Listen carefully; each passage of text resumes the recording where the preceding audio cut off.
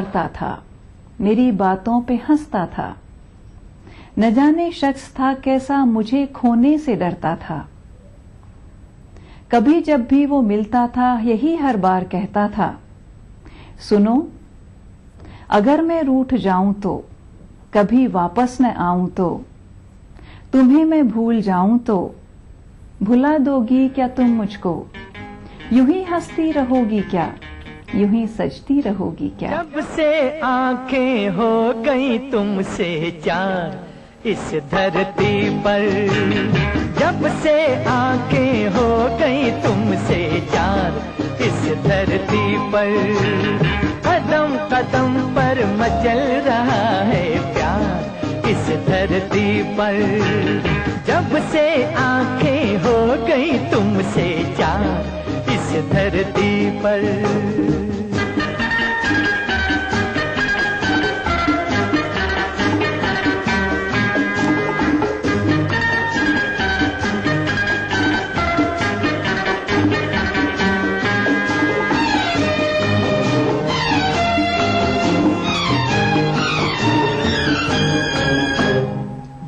जब देखूं रूप तुम्हारा याद वतन की आए, जब जब देखूं रूप तुम्हारा याद वतन की आए।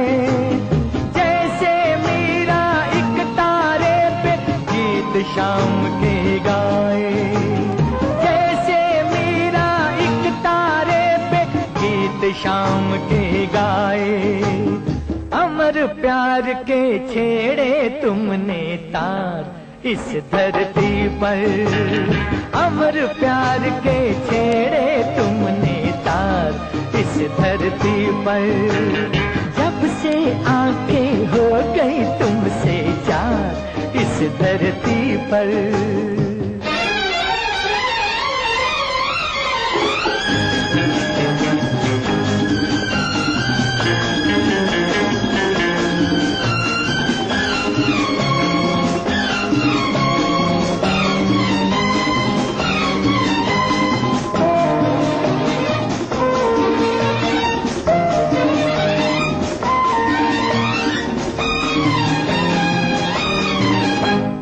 लहरा कर तुम इन बाहों में आ जाती हो ऐसे, लहरा कर तुम इन बाहों में आ जाती हो ऐसे।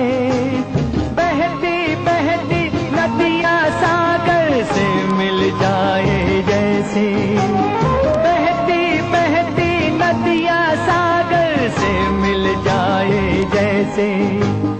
कहाँ से आई ये गंगा की धार इस धरती पर, कहाँ से आई ये गंगा की धार इस धरती पर।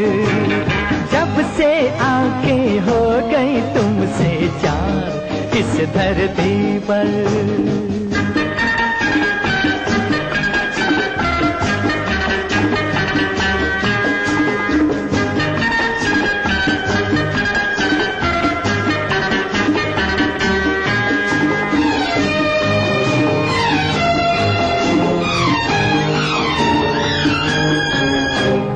झुकी झुकी ये लंबी पलकें ये जुल्फों की छाँव, झुकी झुकी ये लंबी पलकें ये जुल्फों की छाँव।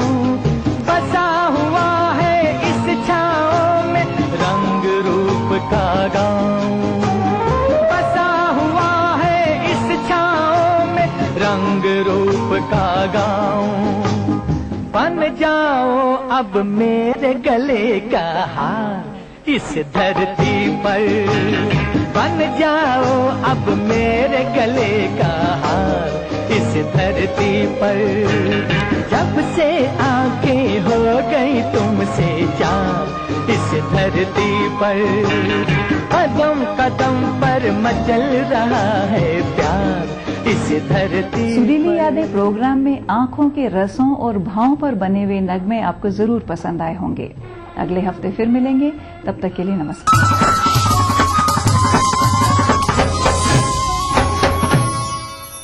या रसूल या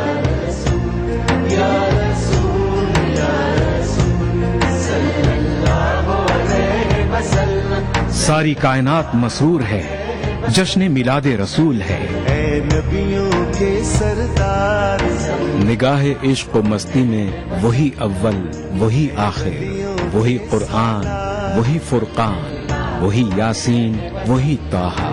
मैं आया तेरे दरबार, मैं आया तेरे दरबार, मेरी तुझ पे इंसानियत के लिए मोहसिन इंसानियत का पैगाम सीरत रसूल के मुख्तलिफ गोशों का अहाता करता हुआ लाइव फोन इन प्रोग्राम, हुब्बे नबी से सरशार नातों का हसीन गुलदस्ता, जश्न मिलादुन नबी, हर पीर से जुमा रात 10:30 बजे सिर्फ ETV उर्दू पर। ETV उर्दू पर अगला प्रोग्राम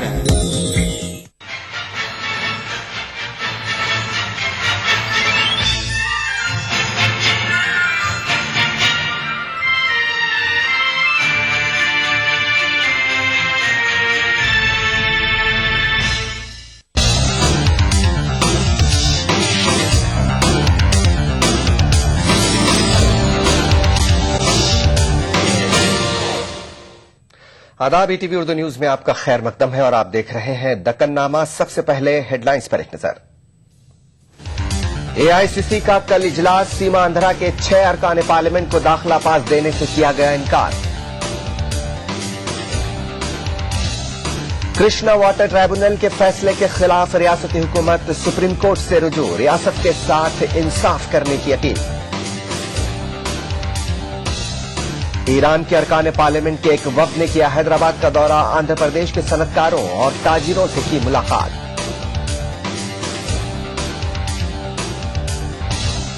और हैदराबाद का मदीना पब्लिक स्कूल कल से मामूल के मुताबिक काम करेगा, वक्फ बोर्ड के खुसूसी अफसर शेख मोहम्मद इकबाल का बयान। दक्कन की खबरों से पहले आइए नजर डालते हैं अब तक की कुछ दीगर अहम खबरों पर।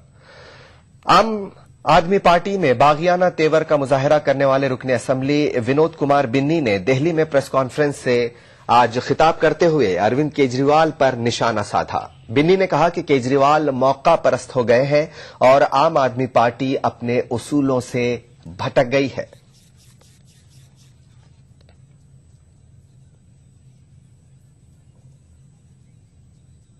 बिजली में हमने सीधा सीधा हर मंच पे एक बात कही थी, मैंने भी कहा, अरविंद भाई ने भी कहा, जितने प्रवक्ता थे उन सब लोगों ने कहा कि बिजली के हम 50% दाम सीधे सीधे कम करेंगे।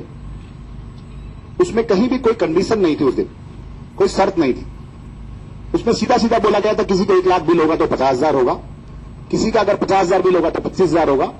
लेकिन बहुत चतुराई से चंद लोगों को फायदा पहुंचाने के लिए सरकार ने बहुत जल्दी में 400 वाली यूनिट वाली एक स्कीम बनाई और सब्सिडी देके अपनी पीठ थप्पड़े शुरू कर दी। ये बहुत शर्मनाक चीज है। मुझे बहुत दुख भी होता है कहते हुए कि ये लोग जब ये कहते हैं कि भाई मैं पद का लालची हूं, मुझे लोकसभा टिकट चाहिए, मुझे विधानसभा टिकट चाहिए, ये बहुत शर्मनाक बातें हैं। इस्तीफा मैं बिल्कुल नहीं दूंगा। मैं सरकार के अंदर रहते हुए, पार्टी के अंदर रहते हुए, जब पार्टी अपने पद से, अपने विचारों से, अपने मुद्दों से भटकेगी तो मैं पार्टी के खिलाफ हमेशा विरोध। आम आदमी पार्टी के रुकने असेंबली विनोद कुमार बिन्नी के जरिए पार्टी पर लगाए गए इल्जामात पर पार्टी ने जवाबी हमला किया है। आम आदमी पार्टी के लीडर योगेंद्र यादव का कहना है कि विनोद कुमार बिन्नी जब बोल रहे थे तो ऐसा लग रहा था गोया वो बीजेपी का तहरीर करदा बयान पढ़ रहे हैं। योगेंद्र यादव ने कहा कि बिन्नी के बयान पर पार्टी हैरत में है।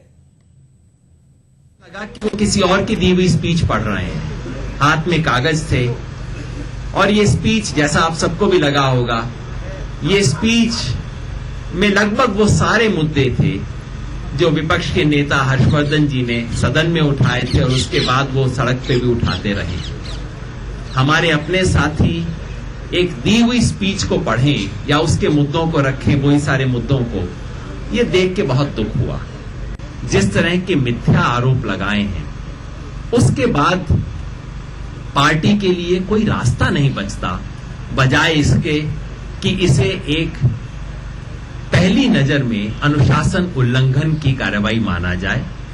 और ऐसे में पार्टी की जो पॉलिटिकल अफेयर्स कमेटी है उसे अब बिन्नी भाई के इस मायने में अनुशासनात्मक कार्रवाई की शुरुआत करनी होगी। यानी कि एक शो कॉज नोटिस, इसके ऊपर इंक्वायरी और इसके बारे में एक तुरंत कार्यवाही उसके बारे में करनी होगी। ये अंतिम फैसला इसके बारे में पॉलिटिकल अफेयर्स कमेटी लेगी। एआईसीसी इजलास से एक रोज कबल मरकजी वजीर ऑस्कर फर्नांडिस ने कहा है कि राहुल गांधी कांग्रेस के वजारत उज़्मा के उम्मीदवार हैं। ऑस्कर फर्नांडिस का कहना है कि राहुल माने या ना माने वो हमारे वजीर आजम के ओहदे के उम्मीदवार हैं। उन्होंने कहा कि उनका यह ख्याल है कि राहुल इस जिम्मेदारी को कबूल करेंगे। आपको उत्साह देकर हमको बहुत खुश है और कल तक वेट करिए। राहुल गांधी को उम्मीदवार आप करें नहीं करें, वही हमारा प्रधानमंत्री का कैंडिडेट है, वो मानेगा और स्वीकार करेगा। लेकिन पार्टी ने लोग ये कह रहे हैं कि अभी नहीं घोषित होना चाहिए। कल जिस तरह से हमसे पूछा है ना मतभेद तो नहीं है। नहीं मतभेद नहीं, बहुत उत्साह है, बहुत उत्साह। और अब खबरें दक्कन से।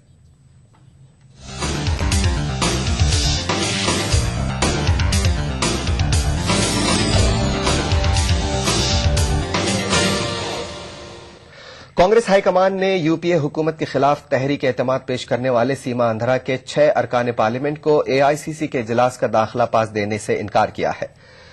पार्टी का एहसास है कि सीमा आंध्रा के 6 अरकान पार्लियामेंट यूपीए हुकूमत के खिलाफ तहरीक अदम एतमाद का नोटिस पेश करके डिसिप्लिन शिकनी और पार्टी के उसूलों की खिलाफ वर्जी कर रहे हैं। इसके लिए ये अरकान एआईसीसी के इजलास में हंगामा आराई भी कर सकते हैं। जिन अरकान को दाखिला पास देने से इनकार किया गया है, इनमें उंदावल्ली अरुण कुमार, सब्बम हरी, रायपाटी सांबा शिवराव, साई प्रताप, हर्षा कुमार और एल राजगोपाल शामिल हैं।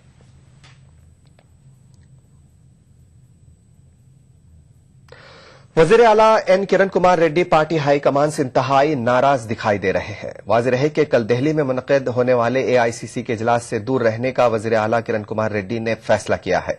इसके अलावा किरण कुमार रेड्डी आज सीडब्ल्यूसी इजलास से भी अपने आप को दूर रखा है। याद रहे कि रियासत की तकसीम के फैसले को लेकर वजीर आला पार्टी हाईकमान से शदीद नाराज हैं, जबकि यह भी बताया जा रहा है कि पार्टी हाईकमान भी वजीर आला के बागियाना रवैये से शदीद बरहम है।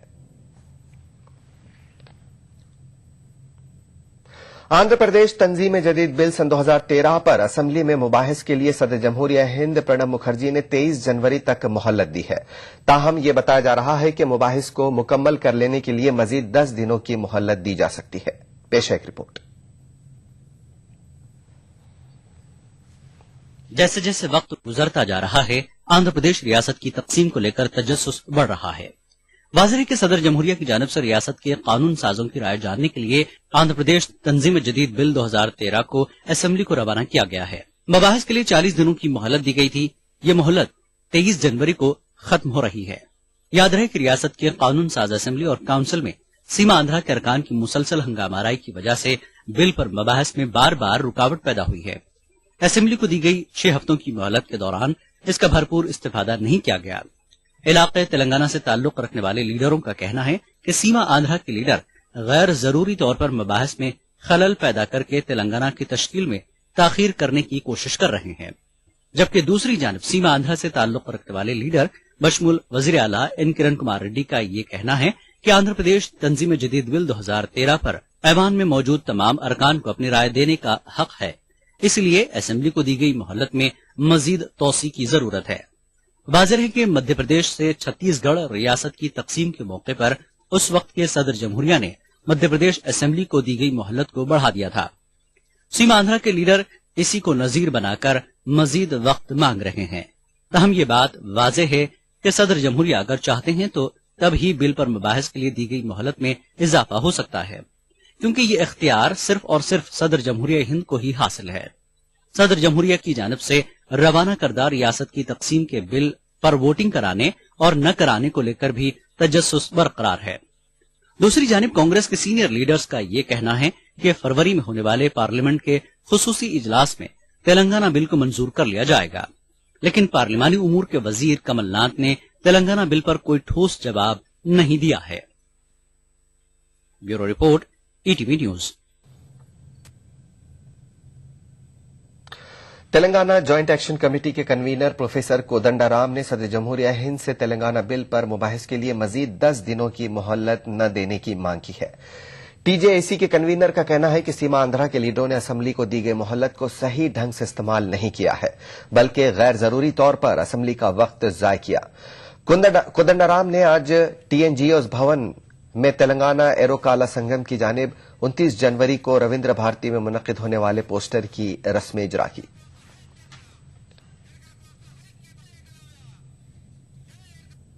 ఇంకో 10 రోజులు పొడిగించాలని ఆంధ్ర పాలకులు 10 రోజులు పొడిగించే అవకాశం ఉందని ఒక వార్త మనం పేపర్లలో చూస్తున్నాం. మేము ఒకటే స్పష్టంగా చెప్పదలిచినాం, ఎట్లాంటి పొడిగింపు ఇవ్వవద్దని మేము స్పష్టంగా కోరుతున్నాం. మేము కోరేది మొట్టమొదటి విషయం ఏంటంటే, ఎక్కడైనా సభ జరుపుకునే అవకాశం లేకపోతే పొడిగింపు ఇచ్చిన అర్థం ఉంటుంది. మన దగ్గర సభ జరుగుతున్నది, దాదాపు 23 రోజులు 24 రోజుల సభ సమావేశానికి అవకాశం కూడా ఏర్పడింది. మరి దాంట్లో 10-15 రోజులు కావాలని దురుద్దేశపూర్వకంగానే సభను జరపకుండా చేసి ఇవాళ పొడిగింపు అడగటంలో అర్థం లేదని మేము భావిస్తా ఉన్నాం.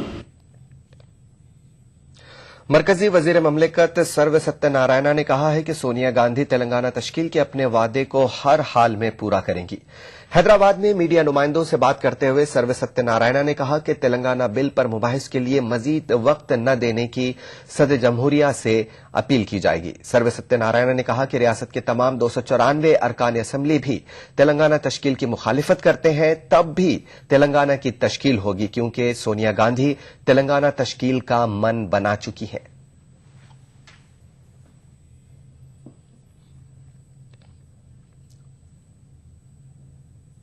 दक्कन नामे का सिलसिला जारी रहेगा एक छोटे से ब्रेक के बाद।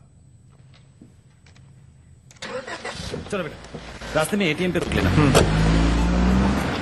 रुक रुक रुक यहाँ, मैं 2 मिनट में आया। ये एटीएम कहाँ गया? भाई साहब, यहाँ पे एक एटीएम हुआ करता था। भाई साहब, एटीएम यहाँ से 5 किलोमीटर दूर है। 5 किलोमीटर?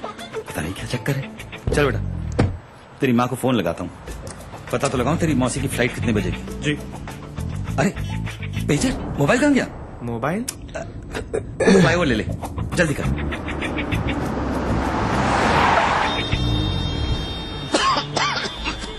इतना ट्रैफिक, ये फ्लाईओवर कहाँ गया? कौन सा फ्लाईओवर पापा? चल मेट्रो लेते।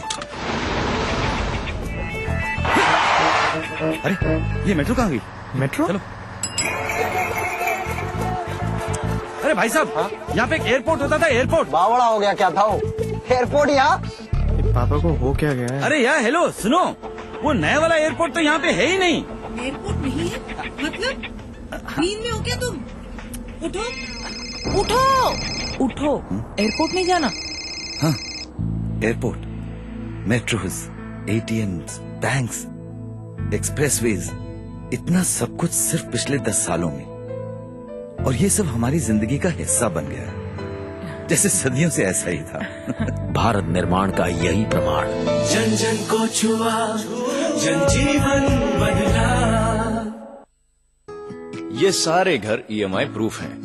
ईएमआई प्रूफ का मतलब, ईएमआई के बाद जब घर आपका हो जाता है, तब भी घर रहेगा मजबूत, नए जैसा। और घरों को ईएमआई प्रूफ बनाने के लिए हम जैसे इंजीनियर्स को चाहिए ताकत। UltraTech cement, the engineers choice, क्योंकि इस सीमेंट में जान है। What? You want me to wait for another 40 minutes? I don't believe you. No, forget it. Boyfriend wait करा रहा है। She, man, I tell you.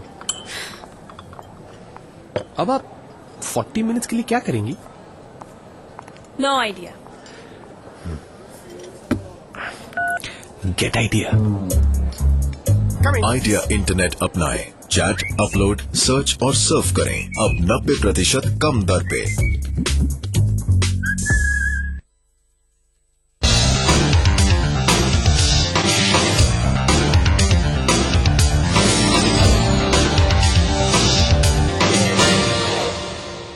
Break के बाद एक बार फिर आपका खैर मकदम है और आप देख रहे हैं दक्कन-नामा। आंध्र प्रदेश हुकूमत ब्रजेश कुमार कृष्णा वाटर ट्राइब्यूनल के फैसले के खिलाफ सुप्रीम कोर्ट से रुजू हुई है। आज इस दिन में आंध्र प्रदेश हुकूमत की जानिब से सुप्रीम कोर्ट में खुसूसी अर्जदाश्त दाखिल की गई। हुकूमत ने अपनी अर्जदाश्त में अदालत को यह बताया कि ब्रजेश कुमार की क़यादत वाले कृष्णा वाटर ट्राइब्यूनल के हालिया फैसले से रियासत के साथ शदीद नाइंसाफी हुई है। हुकूमत ने इस फैसले पर नजरसानी करने की अदालत से दरख्वास्त की है।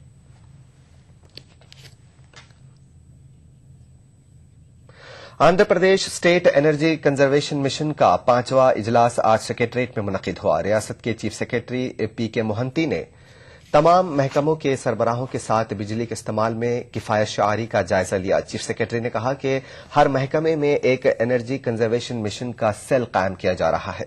चीफ सेक्रेटरी ने कहा कि बिजली की बचत से 9,003 करोड़ की आमदनी होगी। उन्होंने कहा कि बिजली की बचत के ताल्लुक से शऊर बेदार करने से अब तक 15,000 मिलियन यूनिट बिजली की बचत की गई है।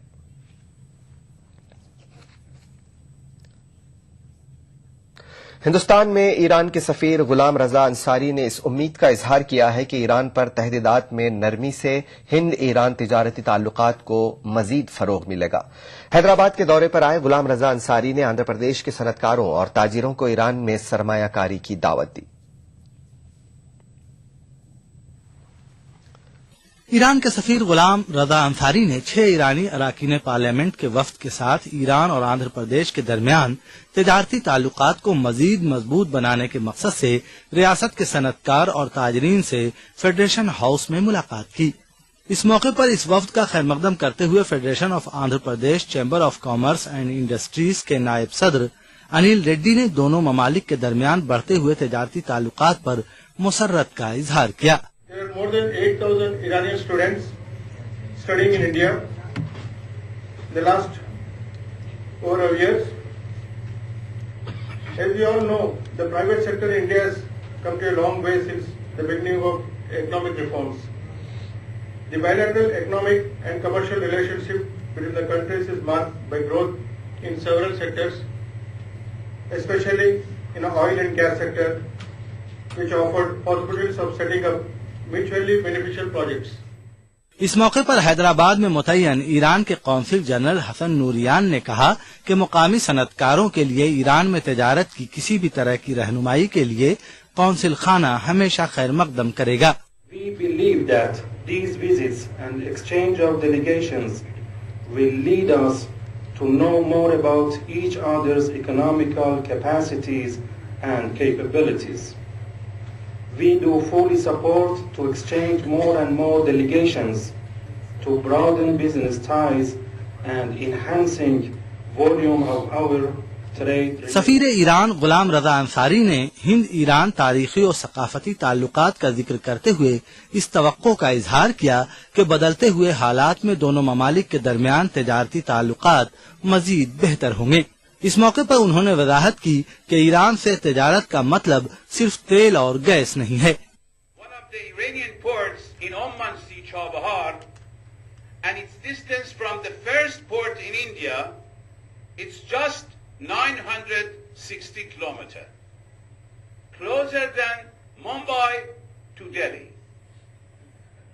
So it's very natural for these two countries who have got a complementary economic programs and potentials be closer, and removing and relaxing of the sanctions as well as the political situation will give a great opportunity to these two countries for better cooperation.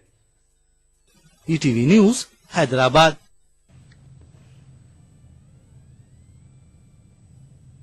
Andhra Pradesh महकमे अक़लियती बहबूद के commissioner और रियासती वक्फ board के special officer Sheikh Mohammad Iqbal ने हैदराबाद के Medina public school के तलबा और उनके वालिदैन को यकीन दिलाया कि कल से स्कूल मामूल के मुताबिक खुला रहेगा। शेख मोहम्मद इकबाल का मानना है कि मदीना एजुकेशन सोसाइटी के जिम्मेदार गैर जरूरी तौर पर 2 दिन स्कूल बंद रखने का ऐलान करते हुए तलबा में दहशत फैलाने की कोशिश कर रहे हैं। वक्त की जायदादों की बदइंतजामी की शिकायत और उसके बाद आंध्र प्रदेश हाईकोर्ट के अहकामात के बाद आंध्र प्रदेश स्टेट वक्फ बोर्ड ने अंजुमन दस्ती पारसा बानी हरिमैन शरीफैन की 5 जायदादों को अपनी तहवील में ले लिया था। अंजुमन की ये जायदादें मदीना एजुकेशनल सोसाइटी के जेर इंतजाम थी। जुमेरात की सुबह जब तलबा सोसाइटी के तहत चलाए जाने वाले तालीमी इदारे मदीना पब्लिक स्कूल पहुंचे तो उन्होंने देखा कि स्कूल के गेट पर ताला लगा हुआ है और बोर्ड पर यह लिखा हुआ था कि नागुज़ीर हालात की वजह से स्कूल को 2 दिन के लिए बंद कर दिया गया है। मदीना पब्लिक स्कूल के तलबा और उनके वालिदैन की बेचैनी को देखते हुए वक्फ बोर्ड के स्पेशल ऑफिसर ने खुद स्कूल आकर हालात का जायजा लिया और तलबा को यकीन दिलाया कि जुमे से मदीना पब्लिक स्कूल मामूल के मुताबिक ही काम करेगा। कल हम इसको ओपन करेंगे और मैं इनवाइट करता हूं कि हमारी टीम रहेगी इधर और उनको बच्चे आकर के पढ़ें और टीचर्स भी इधर आएं और टीचर्स को नहीं चाहिए कि भाई वो एब्सेंट रहें। इधर आने का मेरा मकसद यही था कि भाई आप खुश रहें, अच्छा पढ़ें, इसमें कोई आपकी फिक्र की जरूरत नहीं है। कल भी मैंने बोला था और मैंने सुना कि भाई सुबह बच्चों को जबरदस्ती उनको भेजा गया, ये अच्छी बात नहीं है। शेख मोहम्मद इकबाल ने यह भी यकीन दिलाया कि आंध्र प्रदेश स्टेट वक्फ बोर्ड मदीना पब्लिक स्कूल के कामकाज के लिए एक नई इंतजामी कमेटी का कयाम अमल में लाएगा और इस पर भी तवज्जो दी जाएगी कि स्कूल का मेयार मुतासिर न हो। एजुकेशन में या टीचिंग स्टैंडर्ड्स में कोई हम उसमें मदाखलत नहीं होगी, सेम स्टैंडर्ड कंटिन्यू होगा। सिर्फ हम ये चाहते हैं कि एक अच्छा नेक एडमिनिस्ट्रेटर, जो अच्छा मुसलमान और अच्छा एडमिनिस्ट्रेटर, एक पायस बंदे को यहाँ और एक कमिटी को बनाएं और जो इसको अच्छी तरह से चलाएं। स्पेशल ऑफिसर आंध्र प्रदेश वक्फ बोर्ड शेख मोहम्मद इकबाल, जो कि IPS ऑफिसर भी हैं, उन्होंने ये इरादा जाहिर किया कि वो रियासती वक्फ बोर्ड की कब्जाशुदा इमारतों को दोबारा वक्फ के जेर इंतजाम लाने के लिए हर मुमकिन कोशिश करेंगे। ETV news Hyderabad. वक्त एक छोटे से ब्रेक का।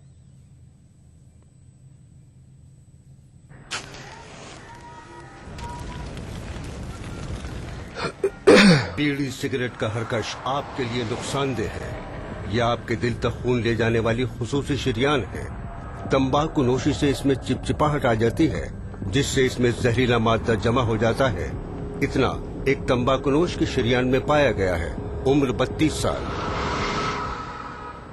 बीड़ी सिगरेट का हरकश आपके लिए नुकसानदेह है। नेशनल बॉल पेंटिंग के फाइनल मुकाबले में लकी, पप्पू और छुटकाऊ ने हिस्सा लिया। जहां लकी ने चौक मिट्टी, पप्पू ने POP, वहीं छुटकाऊ ने जेके वॉल पुट्टी का बेस बनाया और कम पेंट का इस्तेमाल करते हुए दीवार को सबसे स्मूथ और खूबसूरत फिनिश दिया और ये प्रतियोगिता जीत। व्हाइट सीमेंट वाली JK wall putty is the best. सीलन से भी पपड़ी का कोई चांस नहीं होता, दीवारें बोल उठेंगी।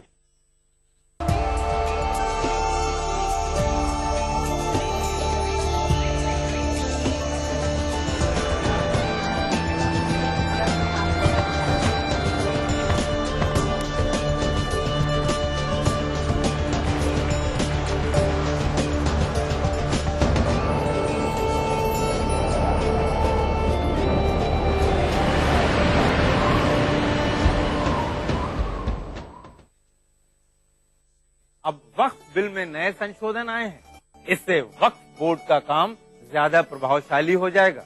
इन संशोधनों में वक्फ संपत्ति के अतिक्रमण को गैर जमानती अपराध मानना, संपत्तियों की लीज को 3 साल से बढ़ाकर 30 साल करना, इसके अलावा वक्फ बोर्ड के रिकॉर्ड के कंप्यूटरीकरण से वक्फ का काम अब पारदर्शी हो गया है। वक्फ से संबंधित आंकड़ों का सर्वेक्षण और पुनर्जांच, वेब डाटाबेस इकट्ठा करना, प्रॉपर्टी रजिस्ट्रेशन मैनेजमेंट, मुतवल्ली returns management, leasing of properties management, improvement management, मस्जिदों, दरगाहों, कब्रिस्तानों आदि से संबंधित निधियों का प्रबंधन, वक्फ संपत्तियों पर अतिक्रमण संबंधी रिपोर्ट और कानूनी दस्तावेजों का